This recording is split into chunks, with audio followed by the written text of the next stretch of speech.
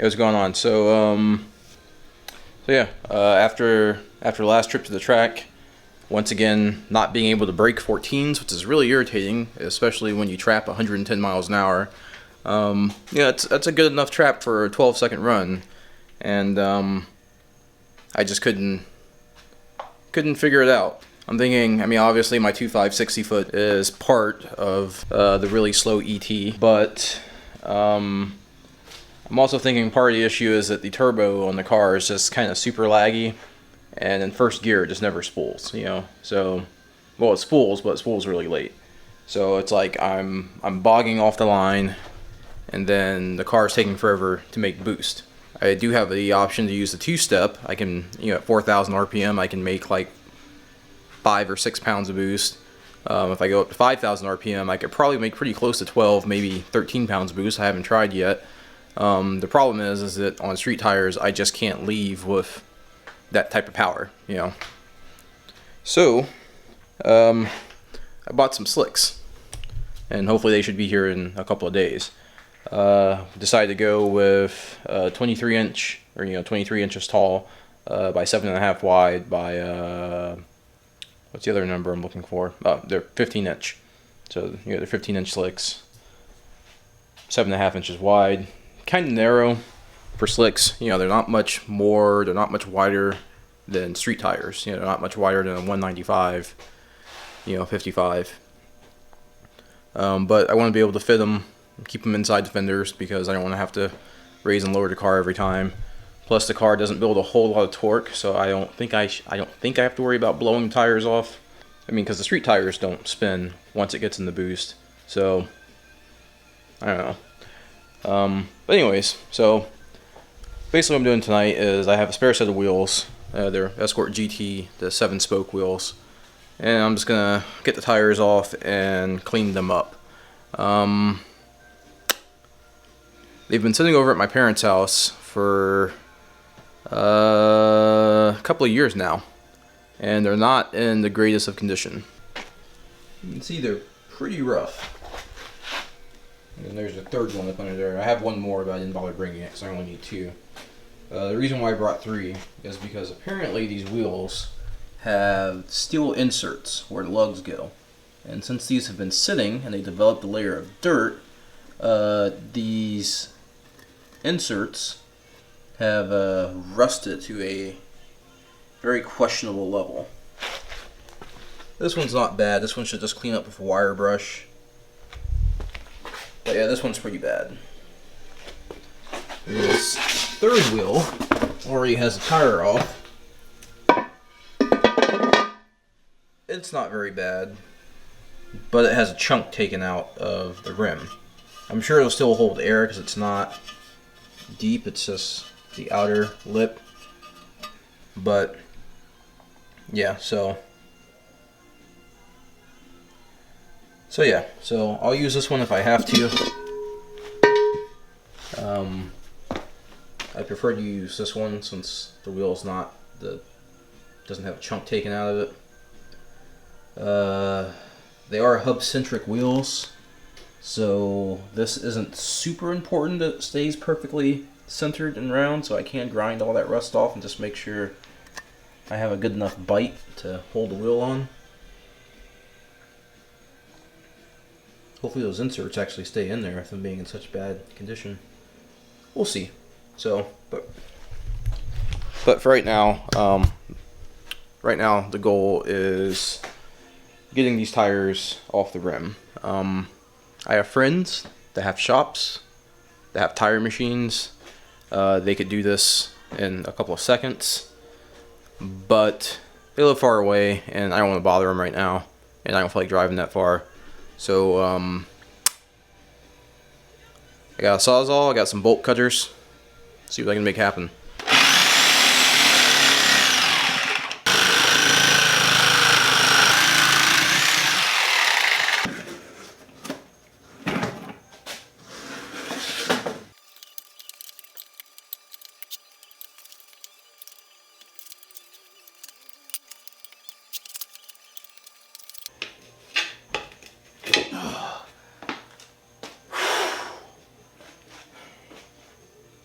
I'm thinking I should have just took a drive and had my friends take this off.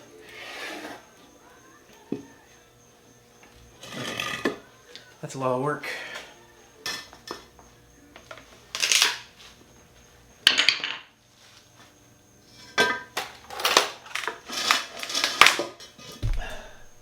Aloha, my brohas. So yeah, so today's day 2 of the tire fiasco.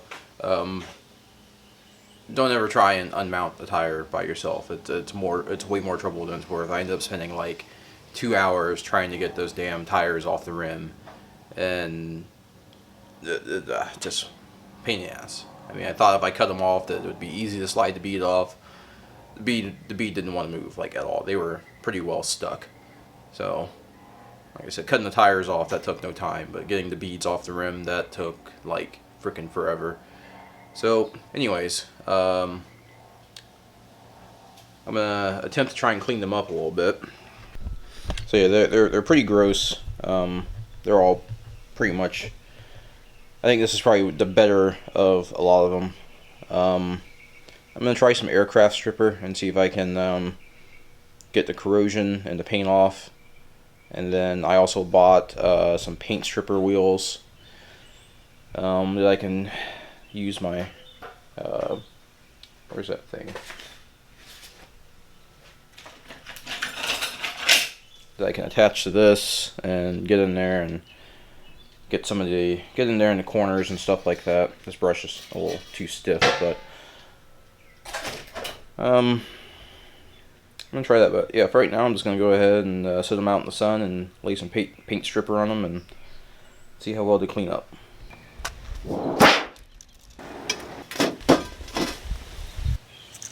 Alright, so this is the stuff I'm using.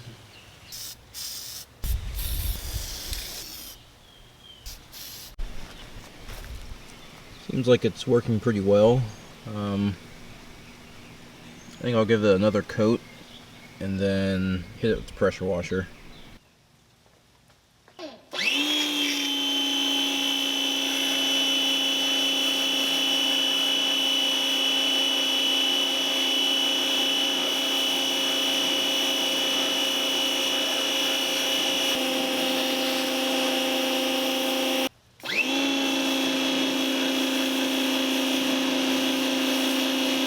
Alright, so the pressure washing the first round didn't quite get all of it. The first round didn't quite get it all off, so went ahead and pressure washed them off, blew them dry, and then put another coat on. And this should get the rest of it off, or most of it. And whatever I can't get off, I think I'm just gonna take to work and put it in the blasting cabinet and try and sandblast the rest off. Alright, so the chemical remover didn't quite get everything off, and it did pretty much absolutely nothing for the corrosion. And I thought about just taking it to work and putting it in the Media Blaster, but I don't think the Media Blaster really has enough oomph to really get the stuff off. So I went down to the Harbor Freight, got a few different abrasive tools. Started off with these guys and these guys. This is actually really nice. I should have got more of these. I didn't know how well they were going to work, so I didn't want to buy a bunch of them. But this is really good for getting into the corners and stuff. So,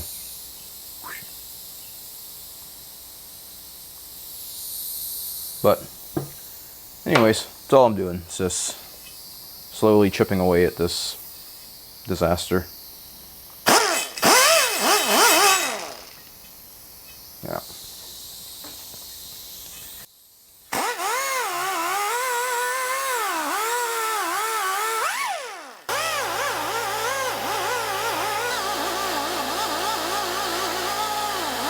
Alright, so this is after a few hours with the wire wheel. I'm sorry, like a wire wheel. It's one of those plastic abrasive brush things. But anyways, that's what they look like now. I was actually getting pretty upset because it seems like I really wasn't getting very far until I looked at this one, where all I did was just strip the paint off, and that's what it looked like, with all the corrosion and crap still on it. So So yeah, there is a bit of a difference. So hopefully, after I sandblast these, I know it'll ruin the aluminum finish, but they're going to get painted, so I'm just concerned about having a flat surface. So yeah, hopefully after they get sandblasted, hopefully the rest of that crud comes off, and then I can throw some primer and some paint on them. Alright, just got home from work. I had some spare time and was able to throw the wheels in the blasting cabinet, and yeah, they came out pretty good. So yeah, you can obviously see these are the clean ones, and this is the one that I just stripped the paint off of and didn't really do anything else to. Just stripped the paint off of it. But yeah, they came out pretty good. So the next decision is what to do with them now that they've been powdered, or what to do with them now that they've been bead blasted. Got some silver paint, wheel paint, so that they can match the factory wheels, or the wheels that are on it now. I really kind of like the way it looks, just a blasted finish. So I bought some clear, some matte clear. Why are you focusing on stupid mother? So yeah, I got some paint, some matte clear coat. I'm thinking about just, spraying these as they are and rocking that matte finish, because I kind of like the way it looks. It's very clean, very subtle. The only reason why I might think about putting some paint on it is because of the pitting that's on these. I mean, it looks pretty gank. I figure the paint will cover that to some extent, but I don't know. I haven't decided what I'm going to do. I may test the paint on that nasty wheel just to see what it looks like, and then yeah. So yeah.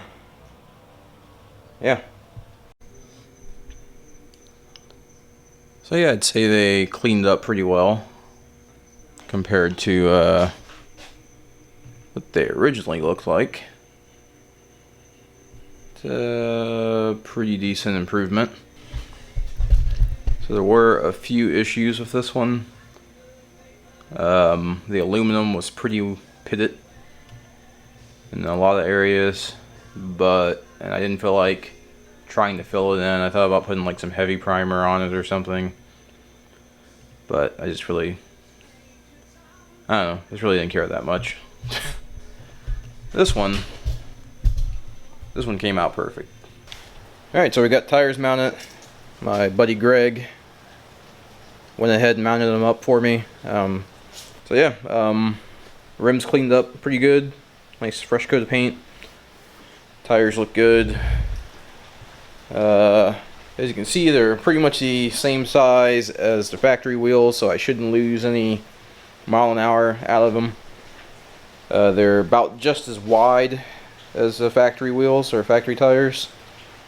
Probably could have went with an 8.5, an 8 or a 8.5, but it's a 5.5 inch wheel, and so 7.5 was probably about as big as I should have gone with it. I mean, an 8 would have fit, but this is what they recommended. So the other thing I like about going with a narrow tire like this is that it looks like a stock tire, if you're into that sort of thing. So yeah, I think I'm gonna just throw this one on the car just to see what it looks like, and make sure it fits, because I am running wheel spacers right now with the factory wheel, so I just want to make sure that the slick's clear with the spacers on. I should probably take the spacers off, but that's a lot of work, and so I'm hoping I can just run them with the spacers on.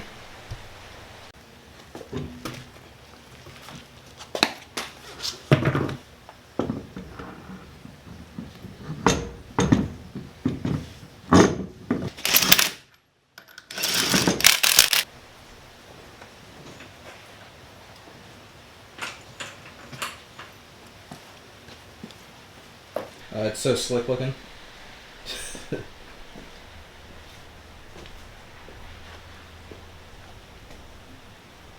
Damn, I really do like these wheels better than I like the the ZX2 wheels. Those really do look a hell of a lot better on the car than the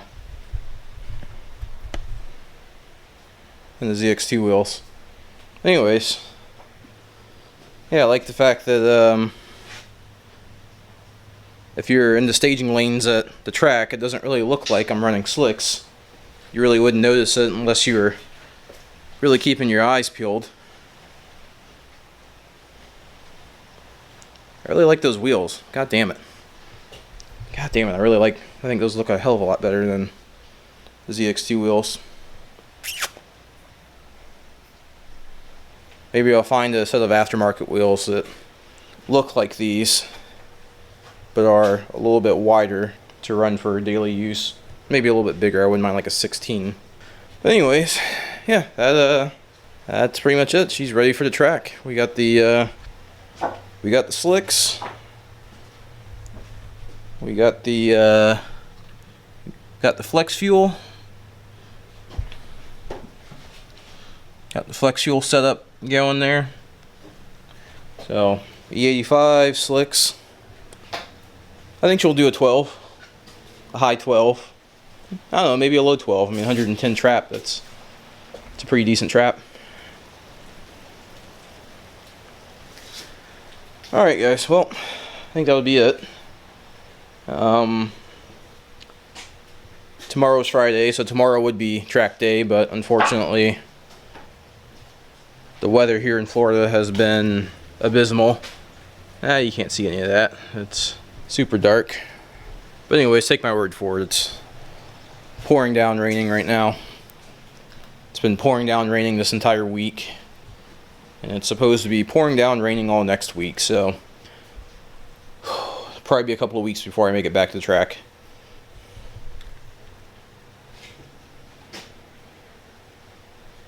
That looks so good. Alright guys, see you next time.